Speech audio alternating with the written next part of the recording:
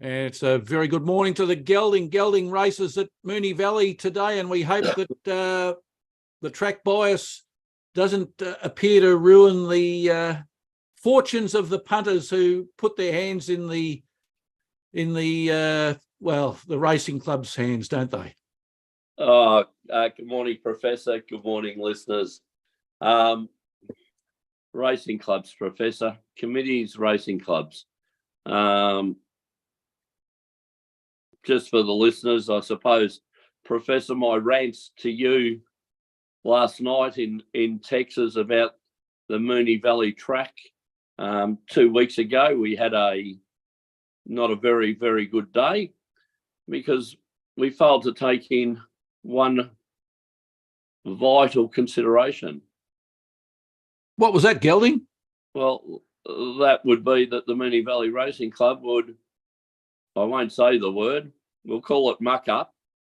We'll say muck up the track so that there was an extreme bias that if you didn't lead and you weren't in right on the fence, you just could not win. You could not make ground any wider than unless you were on the fence.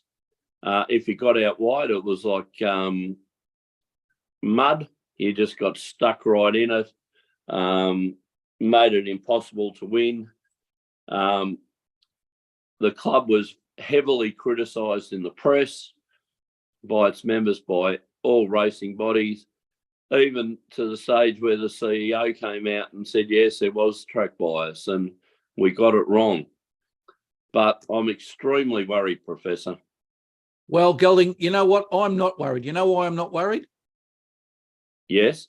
Well, because they said they'd fixed it. Well, that's what's extremely worrying to me, Professor.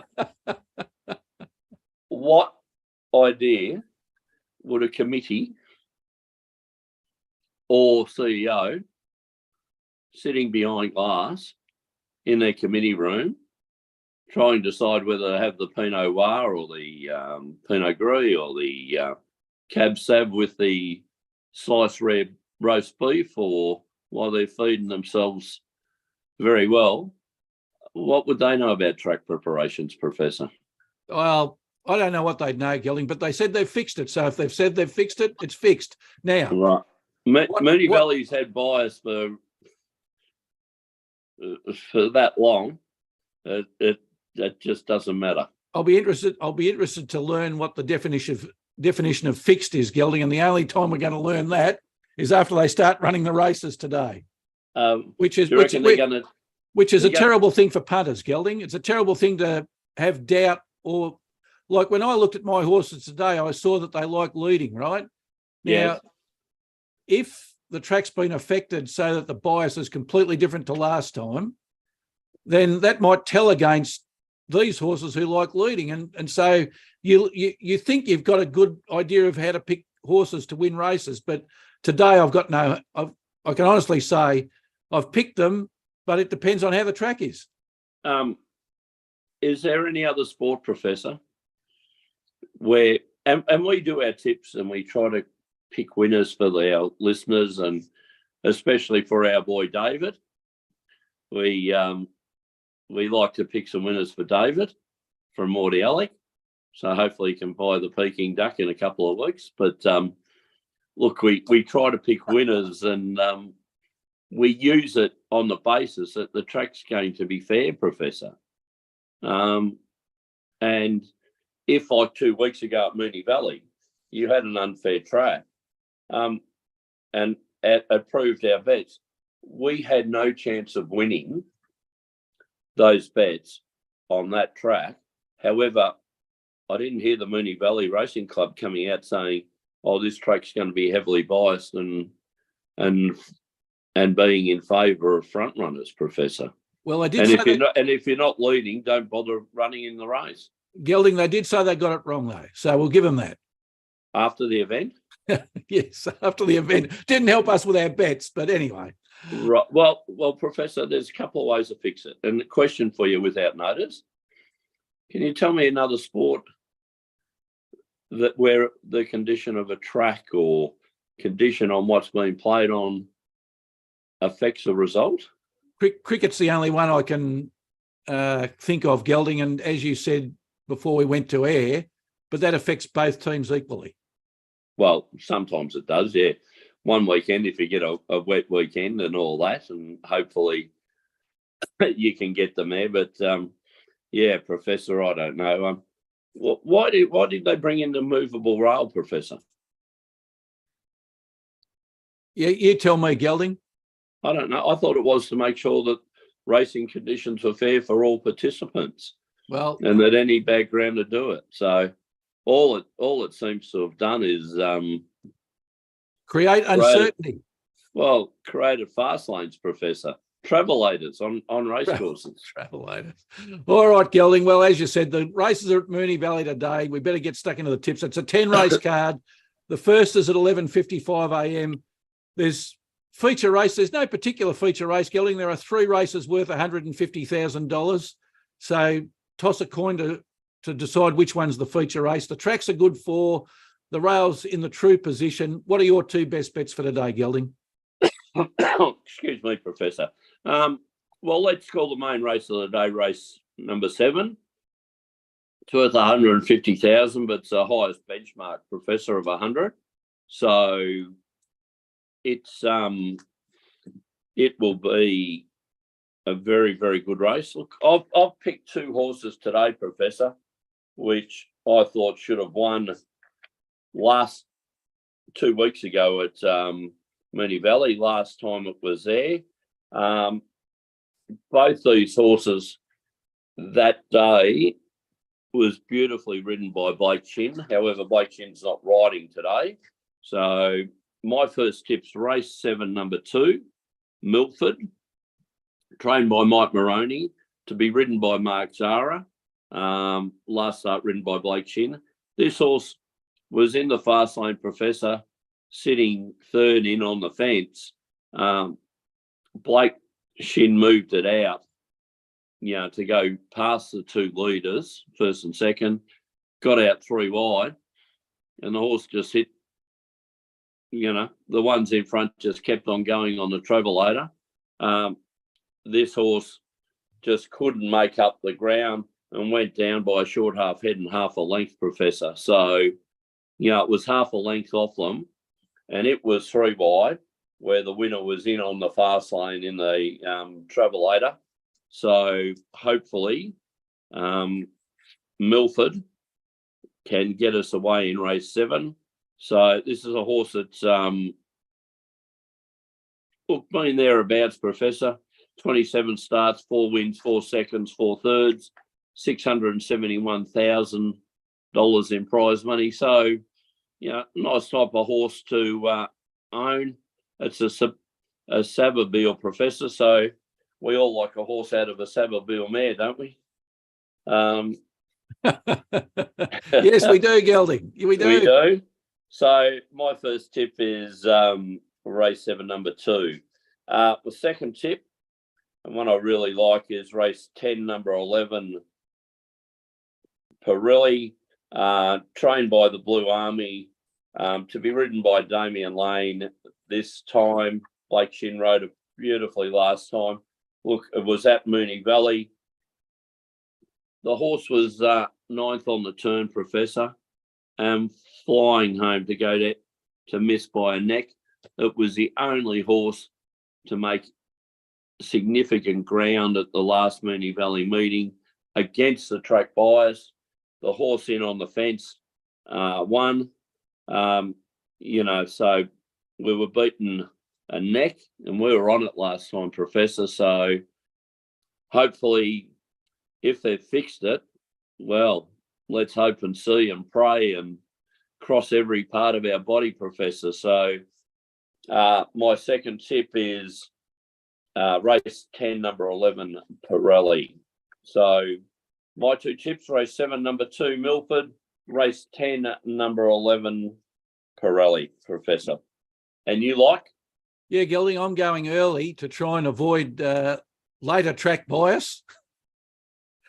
And I like in race 1, Gelding, the Quentin Wallace handicap, a race over 1,000 metres for 3-year-olds. It's an open race. Number 2, Title Fighter, Gelding, coming out of barrier 1. It's had one start for a win, so 100% win rate, 100% place rate. You can't do any better than that, Gelding. It won at the track 2 weeks ago, so it handled the track nicely then, although it led all the way from It was on the Travelator, Professor. Yeah, it was. And it had Craig Williams aboard. It likes to lead, so hopefully the track bias will suit it today. For each way punters, Gelding, you can currently get $5 and $2.50. So I'd suggest you get on because it'll probably start a little bit lighter than that. Craig Williams is doing very well over a career, 13% win rate. And Clayton Douglas, the trainer, he's also got a 13% win rate. So race 1, horse 2, Title Fighter. I like that one, Gelding. And Clayton Douglas with one of our new favourite horses, Professor, in Giga Kick. Oh, Giga Kick. Yes, we do like Giga Kick. Yeah, we do, don't we? All right, Gelding, my second selection is in race 2, the James Miller Handicap, also over 1,000 metres. This one's a benchmark 70, though. And I like in that race, horse 4, Twin Perfection, Gelding, not one perfection, but twin perfection. So I like that. Coming out of barrier 3, had 11 starts for 4 wins and 4 placings, so a 36% win rate, a 73% place rate. But Gelding, over its last 5, it's won 3. It's been unplaced only once out of its last 7 starts. So I like it. Its last 2 starts have been benchmark 70 races over 1,000 metres, won both of them. It won at Sandown Hillside 2 weeks ago. It likes to be in front of the field, so hopefully the bias of the track will assist it as well. Currently showing $2.30 and $1.45, Gelding. And definitely with this horse, Gelding, people should take that because I think it'll start around $2.10. Zach Spain's in the saddle. He's in career form, Gelding, usually a 9% win rating, but over his last 50, 16%. And, of course, the local Pakenham trainer, Phil Stakes, who's been very successful recently. One of your favourites, Professor. And 1,000-metre horse, Twin Perfection, last 2 starts over 1,000, won both times. You got to like it, Professor. And I do like, Zach Zane's taken over from B. Higgins, the jockey. Zach Payne's been out, but he seems to do a lot of riding now for Philip Stokes down at Pakenham, and is just one of these good young jockeys that we're very lucky to have here in Melbourne, Professor, very competent rider. Exactly right, Gelding. So when I saw him in the saddle, it just confirmed that, I think the horse can win, and certainly with that jockey aboard, I think it'll do well. Yes. No problems with both jockeys you picked, both trainers you picked, and both horses you picked, Professor. Just the concern is how the track will play out. Well, the committee telling us to fix the track. All right, Gelding. So my 2 tips are race 1, horse 2, Title Fighter, and race 2, horse 4, Twin Perfection. And let's turn to the Professor's Parlay. Well, not only the horse broke down last week, Gelding, but Collingwood broke down. Oh, Professor, unfortunately, big parade. Fractured a shoulder in its race. It was running second. Whether it would have caught the leaders, questionable, but it was making it move at the 200-metre mark, and unfortunately fractured its shoulder, Professor, and almost brought down half the field, and unfortunately had to be euthanised on the track. Not a pleasant thing, but it was, and especially to good horses, Professor. Yeah, sometimes you jokingly say you want to shoot a few horses and when they run badly, but not something that no, Gelding, of course, is good. Yeah, and Collingwood broke down as well. Who could have tipped Hawthorn to beat Collingwood? Now, come on, really? Oh, Professor, I agree with you. Collingwood been playing absolutely fantastic. Hawthorn did it. Conspiracy theory, Professor. End of season games like this when the players are looking for the players going away fund. All right, Gelding. Or other clubs ring and say, look, we want to win, so we'll send you a few barrels around. Does that happen these days? No, Gelding, it doesn't happen these days. Doesn't have. Oh, okay. All right. Well, so today's good theory, though. Well, yes, a theory without merit, though. I think, Gelding. Right, you think players on 400,000 can afford their triple A's, do you, Professor? Oh, yes, Gelding, very nicely. It's a bit different to the old days. All right, Gelding. Today's Professor's Parlay. Let's go to race 2, horse 4 for the agreed bet of the day, Twin Perfection. And let's parlay that into Brisbane to beat Adelaide. Brisbane, unbeatable at home, third on the ladder. They've got a 14-6 win rating. They've got the number 1 offense in the league.